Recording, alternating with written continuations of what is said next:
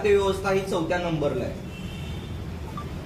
नाही, तुम्ही बघू शकता ते फक्त मला असं कुठेतरी सर्वे आलेला त्याच्यामध्ये.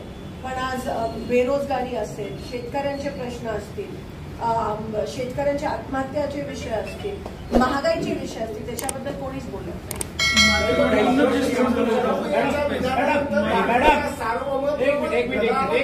मॅडम, ऑपरेशन सिंदूरच्या मुद्द्यावर मोदींची जी भाषा आहे ती फिल्मी नटांसारखी, म्हणजे डायलॉग बाजू अमिताभ बच्चन, तुम्हीच रोटी खाओ नाही तो गोली खाएंगे. सिंदूर मला कोणतीही स्टेट आर्मी, नेव्ही, एअरफोर्सने कमाल केली. आपले अँटी डिफेन्स आपले जे आकाशची सिस्टीम्स असतील किंवा सगळं आपले पायलट्स असतील, आपले जवान असतील, अतिशय चांगलं काम केलं. पण त्यांना डिमॉरलाइज करण्याचं काम हे मोदीजींनी त्यांना डिमॉरलाइज केलं. कारण का जो विजय आपण घोषित करायला पाहिजे होता तो विजय त्या ठिकाणी घोषित नाही केला. जो रिस्पेक्ट जे शहीद झाले त्यांना द्यायला पाहिजे होता. मग जर अनिल चौहाननी सीडीएसनी रेकॉर्डवर आणलं की काही विमानं पडले, मग त्यांच्या पायलट्सना आपण रिस्पेक्टफुल फ्युनरल दिलं का, हा माझा प्रश्न आहे. ट्रम्प तात्याच्या विधानानंतर जर का सिंदूर ऑपरेशन थांबत असेल तर मग भारताच्या सार्वभौमत्वाला धोका पोहोचला आहे. 100% धोका पोहोचला आहे. आणि त्याच्या दुसऱ्या दिवशी पाकिस्ताननी रशिया बरोबर करार साईन केला, जो आपला आला आहे. टर्कीचा तर विषय आहे, चायनाचं PL-15 जे त्याच्यावर लॉन्च झाले.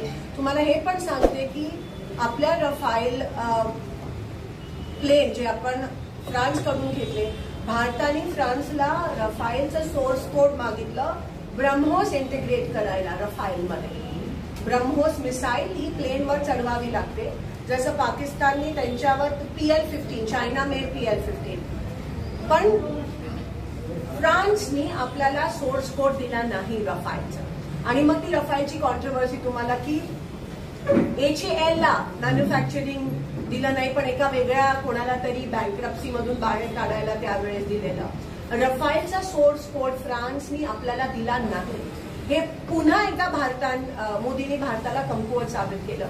आणि त्याच्यामुळे आपण ब्रह्मोस इंटिग्रेट करू शकलो नाही रफाईलमध्ये. आणि त्याच्यामुळे PL-15नी कदाचित असं CDS म्हणतात की रफाईलला ह्याच्यामध्ये होतच आहे की इथूनच जर का अशा पद्धतीचं युद्ध चालू असेल तर समाजामध्ये येऊन पंतप्रधानांनी ती बाजू मांडणं किंवा ती बाजू सांगणं अपेक्षित होतं. पण पंतप्रधान हे जाहीर सभेमध्येच व्यक्त होताना दिसते. आणि जे डेलिगेशन्स पाठवतात ते बाहेरगावी पाठवतात. पण तुम्ही आमच्या लोकांना सांगा, आपल्या लोकांना सांगा, देशाच्या लोकांना ही उत्तरं अपेक्षित आहेत तुमच्याकडून, हे स्पष्टीकरण तुमच्याकडून अपेक्षित आहे. ते 4 आतंकवादी अजूनही फरार आहेत, त्याच्याबद्दल तुम्ही उत्तरं द्या. त्यांना अजून ही अकार्यक्षम सरकार का पकडू शकलं नाहीये त्याच्याबद्दल तुम्ही उत्तरं द्या. तुम्ही जयशंकरजी 15 मिनिटं आधी पाकिस्तानला सांगतात की आम्ही अटॅक करतोय, त्याच्याबद्दल उत्तर द्या. म्हणजे आम्ही अटॅक करतोय, तुम्ही सतर्क राहा. आणि आम्हाला त्याच्यामुळे ती कदाचित विमानं खाली पडली, त्याच्यामुळे कॅज्युअलिटीज. मग हे सगळं बघून आपल्या आर्मी, नेव्ही आणि एअरफोर्स डिमॉरलाइज नाही का होणार, मला सांगा. एवढं तुम्ही कमकुवत या ठिकाणी झालात ह्या सगळ्या मोठ्या ह्याच्यामध्ये. आणि पक्षाला जिल्हाध्यक्ष